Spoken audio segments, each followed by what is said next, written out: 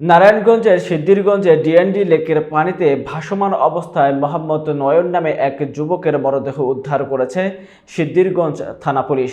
বিস্তারিত থাকছে SH মুন্না খানের তথ্য ভিডিও চিত্রে। শুক্রবার 10টার সময় নারায়ণগঞ্জ সিটি কর্পোরেশনের 7 নম্বর ওয়ার্ডের বার্মা স্ট্যান্ড গোতনাইল ভান্ডারিপুল লেকের পানিতে মরদেহটি ভাসতে দেখা যায়। পুলিশ জানায়, নিজ গ্রাম থেকে 1 মাস আগে সিদ্ধিরগঞ্জে সে মামার বাড়িতে বসবাস করছিলেন নয়ন। বুধবার 5 মার্চ সন্ধ্যায় ইফতার করে মামার বাড়ি থেকে বের হওয়ার পর থেকে খোঁজ পাওয়া যায়নি। আজ সকালে স্থানীয় এলাকাবাসী লেকে পানিতে মরদেহ ভাসতে দেখে পুলিশকে খবর দেয়। নিহত যুবক জামালপুর জেলার বনরামপুর গ্রামের মৃত আব্দুল হালিমের ছেলে।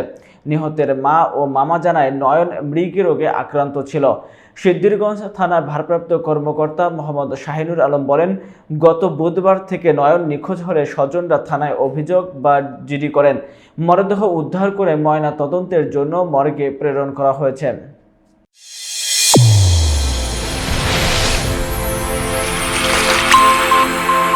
চ্যানেল A1 হৃদয়ের স্পন্দন।